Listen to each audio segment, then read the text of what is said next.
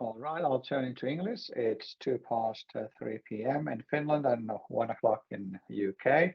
Welcome, John Laws from Idemia, and he will introduce himself, and I will give the floor to him. I'll let others to join us if they are late. And go ahead, John. Okay, thank you, Marku. Hello, everyone. Good afternoon. My name is John Laws, and as you can see on your screen there, I'm the Regional Director of Sales for Idemia, and I cover the UK and Ireland, Northern Europe, and Israel. Okay, so today I'm going to do a short 20-minute presentation, PowerPoint presentation on bifurcation. It's a real word, and our good friend GDPR. Okay, what bifurcation is a biometric terminology, and what it means is it's where your the lines on your fingerprint split, where they bifurcate, which is a point of relevance for when you use our biometrics, but it will be explained in more detail and become a lot more obvious when I present a picture of what it means. So this is who I am, this is what I do, and this is what I'm going to talk about today. So core technology, why are we different? Why is Idemia different with our biometric readers, our biometric sensors, and the critical factors for success in using our products? And a lot of that emphasis, that success is the emphasis that we put on the enrollment process. You get it right first time, you don't get any problems. I'm also going to talk about GDPR and how and how we're compliant with GDPR. Okay. So if there are any questions, just raise your hand in the team and Marku will stop me so we can answer them. So as I've just said, we place a huge emphasis on the importance of the enrollment process, and that the method or the process that I'm going to talk about today is exactly the same with all of our biometric devices. Okay, but the one I'm going to show you today is for contact fingerprint, where you physically put your fingerprint on a sensor.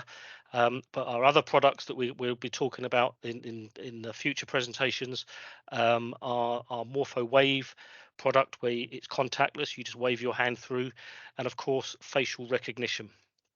The difference between facial recognition and fingerprint is one's a fingerprint and one's a face. So, but the process is the same. So let me tell you what happens when you go to enroll on one of our fingerprint sensors. Okay, so obviously the device is put into enrollment mode. You put in your name, first name, last name, user ID, job title, and any access rights that you want to impose or allow.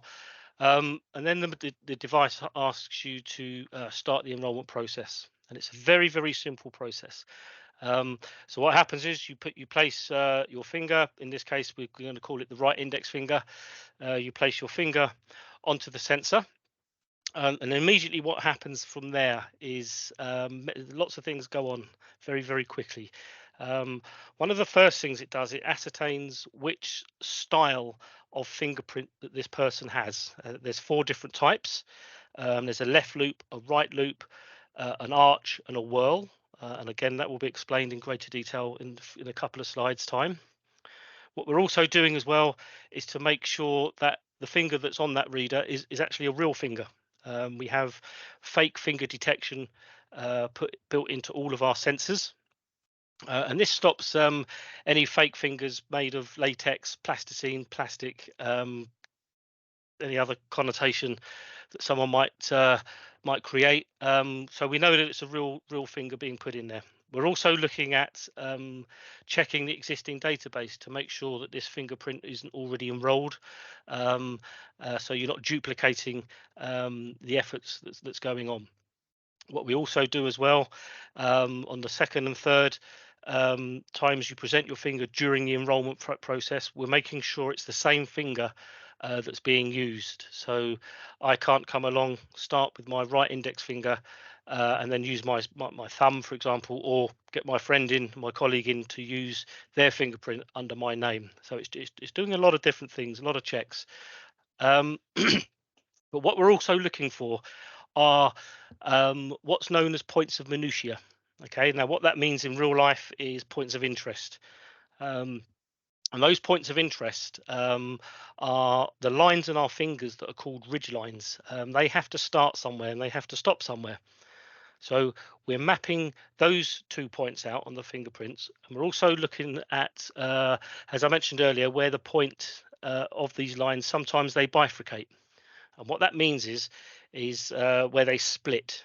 So it's like a fork in a country road. You're driving down the country road, country lane, and you can either get to a point where you can go left or right. Where that point is, where you choose to go left or right, is the point of bifurcation. But we still see that as a point of minutiae, a point of interest, and we're also looking for them. What we're also doing as well is we're scoring these levels, these points of minutiae. Okay. So what that means is if we don't like something or we're not too sure about something, this is when our algorithm starts working, and we decide to say, well, that point of minutiae, that point of interest, we're not really too sure about that, so we're going to ignore it. Okay. What's also going on as well is there's feedback coming back from the sensor to the person trying to enroll. So if they're not pressing their finger down hard enough, we'll tell you to press a bit harder. If you need to move it left or right or whatever, we'll explain that to you as well. So there's feedback coming back. So we're also training the user on how to use our devices at the point of enrollment. Okay, so when you enroll with our devices, it's doing all of that, and it's also scoring your fingerprint. So if you look here in the bottom left of these green squares, there's a number 93, 92, 93, and 94. Okay, these are just random numbers, and we're giving it a scoring level. If the fingerprint is that bad and it doesn't reach a scoring level of 60, we'll reject it. Okay, because we don't want to purposely accept a bad information into the system. Now, when I say we reject it, if the information is good enough, it's got to be pretty bad for us to reject it. Okay, because our algorithm is that good. We can cope with most fingerprints, and one of the final slides is an example of what I mean by that.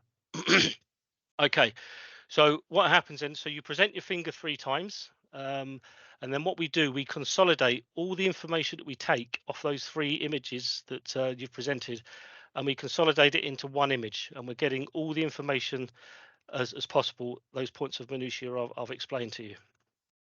So what do we do with that information? Okay, so this is the raw image on the left here. On this slide, we're going to move from left to right. So on this first image on the left, it's the raw image of the fingerprint that we're presented with. And as you can see, we've got all those yellow dots on there, and that just for the presentation purposes to show you the bits of information that we're taking. What happens next is we convert that image into a file. Okay, so we're on this second picture here, and what it is, it's green and red dots. Okay, now these green dots signify the points of minutiae that we like and that we're going to keep. The red dots are points of minutiae or things on there that we've read, we can see, and we don't like, and we're going to ignore them. Okay. At this point here, from getting from picture 1 to picture 2 is literally milliseconds. Okay. From point 1 to point 2, when we're at this stage here, these raw images are deleted. Okay. We've got the information we need from them. We don't want them anymore. We're not allowed to keep them, so we get rid of them. Okay. So we're left with this this file here. So as I said, green and red dots, we get rid of all the red dots because we don't like them, these points of minutiae. We're not too sure about them.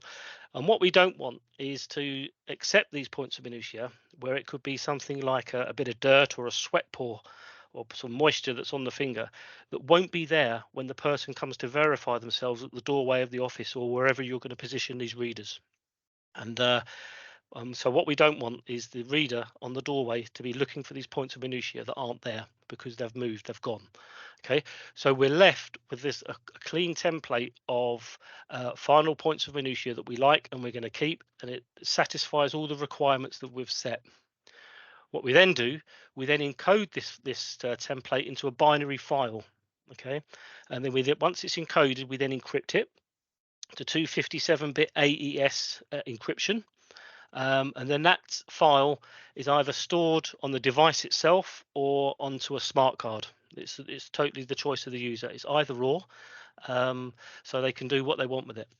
At no point, if you were managed to be able to crack the encryption, the AES encryption, it's impossible to turn this binary file back into a raw image of the person's template, because, as I said, they've been deleted, so there's nothing to compare it to. Okay, it just cannot be done. We're not allowed to keep raw images of fingerprints or facial images because of GDPR compliance. They're of no value to us, no interest to us, so we don't keep them. Okay, so that's what happens after you've enrolled. So, talking about points of minutiae that I've been explaining about here. And as you can see here on the top picture, on the top right picture, I mentioned about ridge termination. This is where the line ends, and there's an example of where the line ends or starts.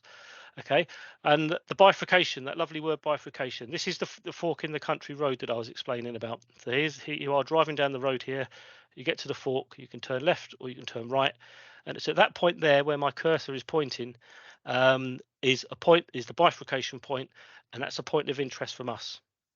And what we're doing is we're getting all these points of minutiae that you can see on this raw image here, and we're mapping them out, where they're positioned, how they're positioned, and the distances between each points of minutiae, because these won't change. Okay, so once we've got them, that's all the information we need. That's the points of minutiae that I'm talking about. So what happens is, if what's known as I mentioned before, you have like a sweat pore or some moisture or a hair or anything that's interfering, or foreign object that's interfering, that could be on your finger or could actually be on the sensor when you come to enroll. What that would do would introduce what we call a false point of minutiae. Okay, so here we have a nice clean ridge line. There's your start point. There's your end point. So what we're doing, we're taking that point of minutiae there, that point minutiae there, in this instance, and we're plotting them. But if you have a foreign object on the sensor or on the finger, there's a very good chance that you would introduce what we call false points of minutiae. Now, this is where we start stepping up against our competitors, because we would recognise that this false point of minutiae, because let's just say it's a hair that's on the sensor, shouldn't be there. Okay, so we ignore it. What we would know that it's a false point minutiae, and we'd still take these 2 points here at the end, TM1, TM2, true minutiae, but we would ignore these FM1, FM2, false minutiae. Okay, that's where our algorithm starts working, and that's, again, like we step up above our competition. Okay, so we recognize that shouldn't be there. So if, for example, you had, using that analogy that I've just explained there, you had an injury across your finger, a scratch or something like that, that will disappear over a week or so. If you were to have an injury across your finger, you're actually introducing, potentially in this instance, 54 false points of minutiae. Okay, now with our reader, as I said, we would ignore that. We would recognize that line, that white line, that scratch shouldn't be there, and we would ignore it. Okay, our competitors can't do this. Okay, so you would have some issues here where at the enrollment point they would identify these as points of minutiae. You come to use the reader in a week or 10 days time, once the scratch is healed or the piece of hair is gone. You go to authenticate at the doorway, and it's looking for 54 points of minutiae that aren't there because the scratch is healed, and you're going to get problems. Okay, so how do we do that? Okay, so here is an example of a raw image that we've been presented with. So we take this raw image, we take him in the enrollment process, and what we do, we get layers of the fingerprint, and we magnify these layers many times. Okay, so what we've done, so we get the layers, we then magnify it, and then what we're looking at there is the magnified version of your fingerprint that's placed on that sensor. It's the exact same fingerprint as you can see in the top picture, but as you can see, it's a lot clearer and a lot cleaner than what we've been presented with. So this is the fingerprint in closer detail. And here's a foreign object. I think it's a hair. You've got a scar across here, and see the false points of minutiae that's going to introduce. You've got some moisture up here, and some dirt up here on the finger or on the sensor. But the same image, because we've gone through the different layers of the fingerprint, and we've enhanced it, we've magnified it many times. This is what we're left with. This is what we use to start taking the points of minutiae from, and to convert into these files that I've explained. So I mentioned earlier on about the different styles of fingerprint that we have. Okay, so when you go to enroll, as I said, one of the first things it will do, it will say, okay, I've got this guy here who's enrolling, or this person here who's enrolling, and the fingerprint that's on the sensor now is, let's say, it's a right loop.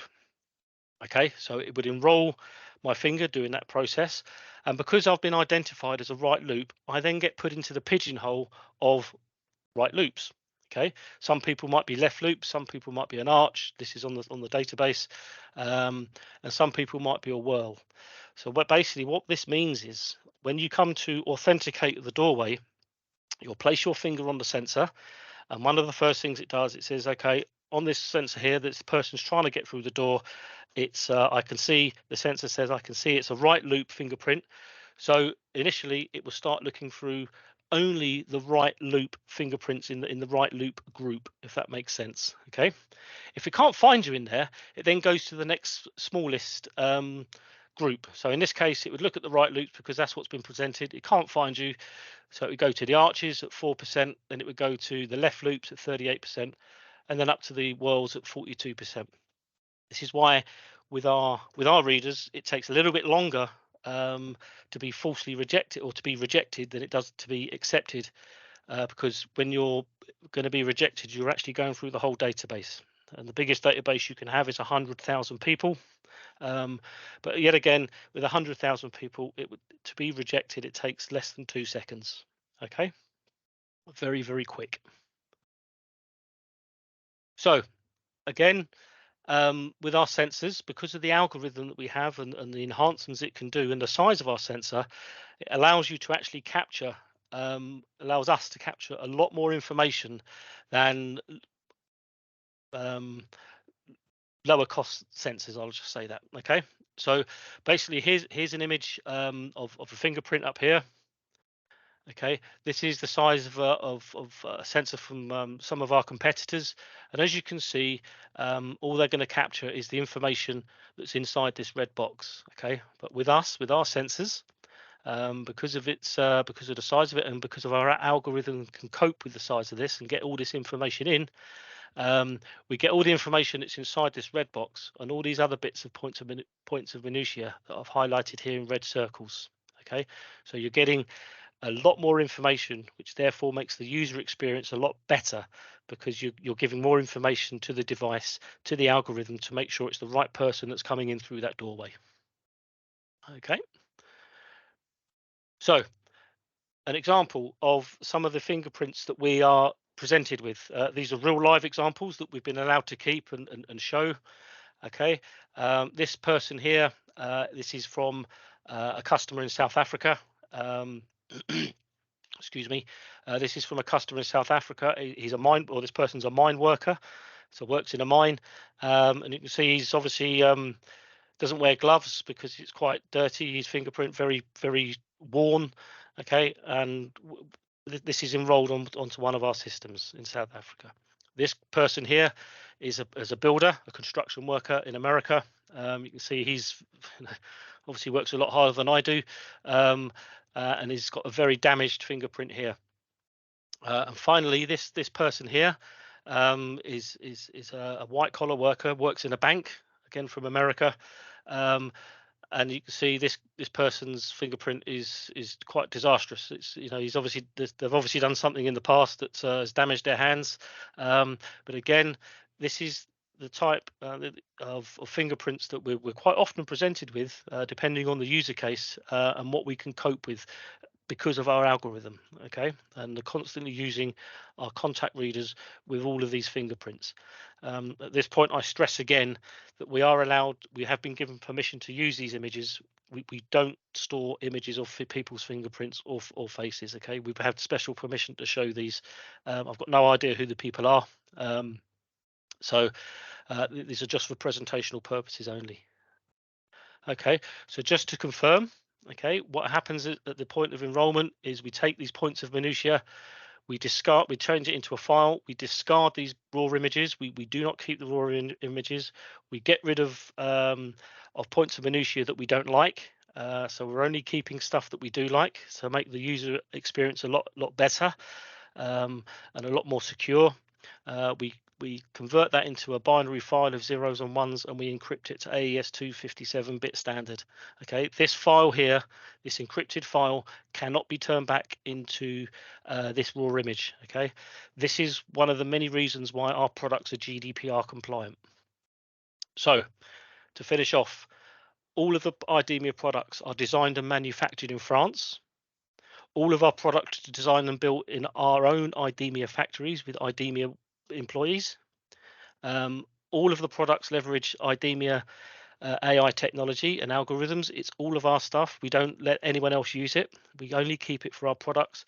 And all of our products are fully compliant with GDPR, the European legislation of GDPR. Okay. And that is the introduction to Idemia and how we're GDPR compliant. Are there any questions?